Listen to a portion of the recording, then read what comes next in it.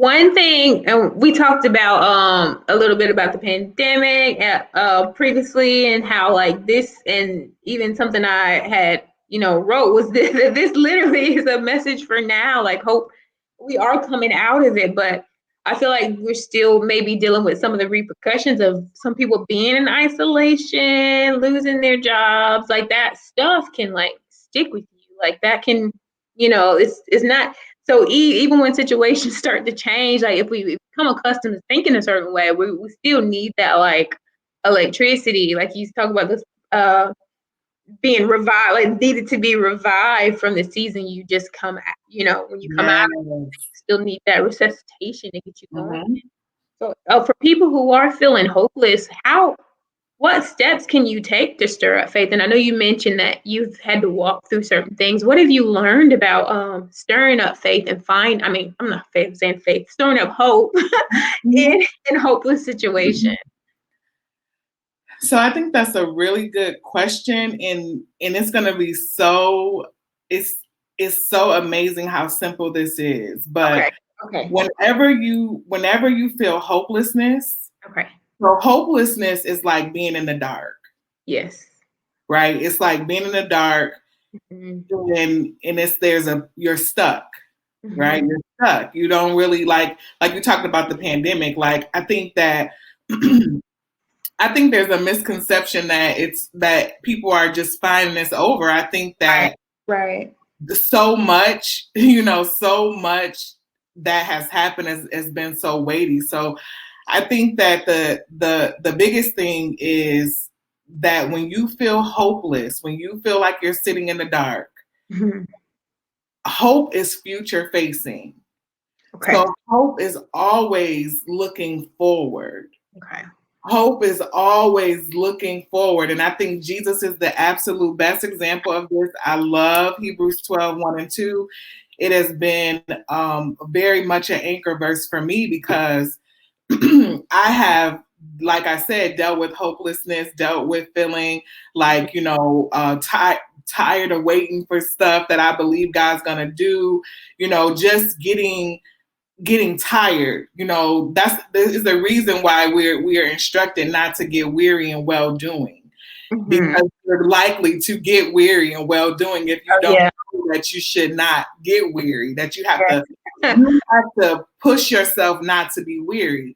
So it's the same with hopelessness. You have to change the direction of your focus. Okay. Yeah. So a lot of times when I feel hopeless, and I was not feeling hopeless, but I was just feeling like blah.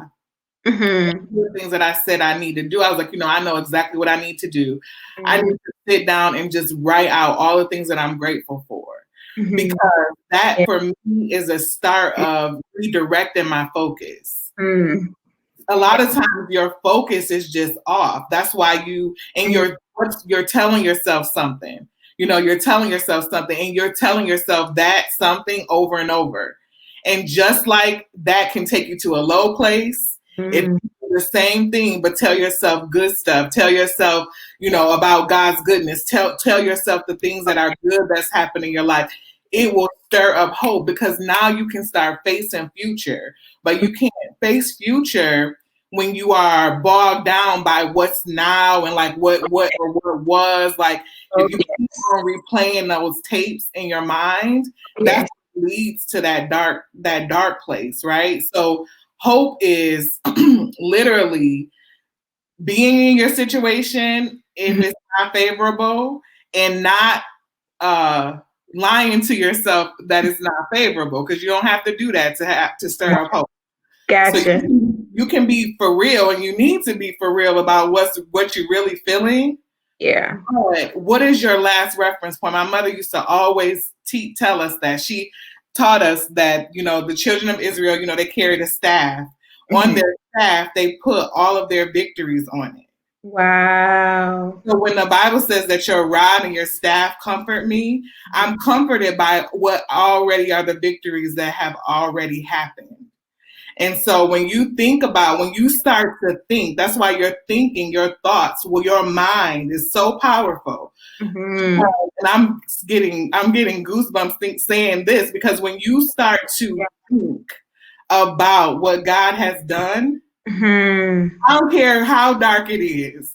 If you start thinking about the goodness of God and all of the stuff that he's done, and if you can't start with yourself, just start thinking about some good things that you know he did for somebody else, because Mm-hmm. he's the same God. So you can even get excited about some stuff that don't even have nothing to do with you.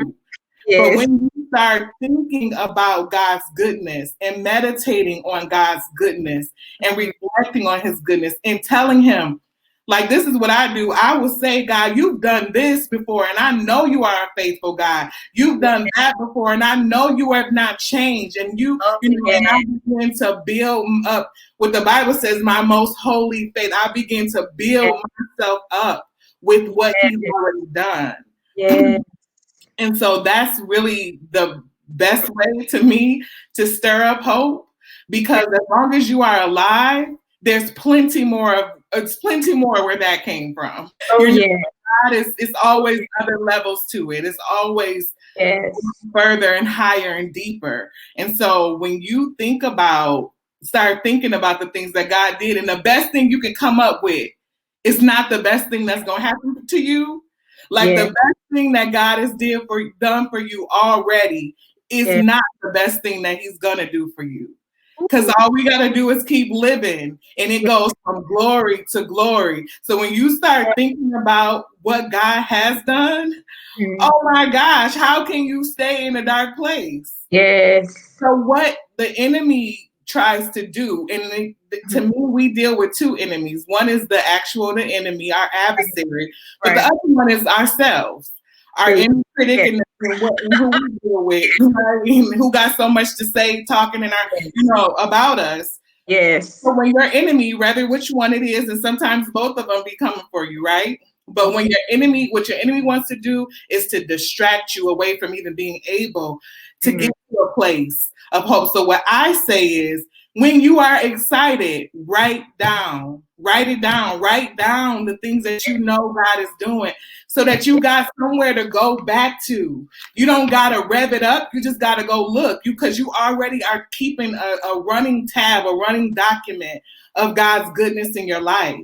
So now you don't got to try to stir it up so much, because you've already written it down. So what I do is I go back to my old journals, and I get to reading about what God has done, because sometimes I forgot about some of this stuff. And I get to reading about what God has done in my life, and I get to thinking about his goodness over me, and how he kept me, and how I shouldn't be here, and how all these different things, statistics that align up with me, that they never touched me. When I start thinking about that, I kind of can't get that upset about the fact that, like, maybe I can't go to the movies. You know what I'm saying? Like, it really starts to make stuff small. And that's the whole point, is to make the trivial things of life small, and to make what who he is and what he's done huge.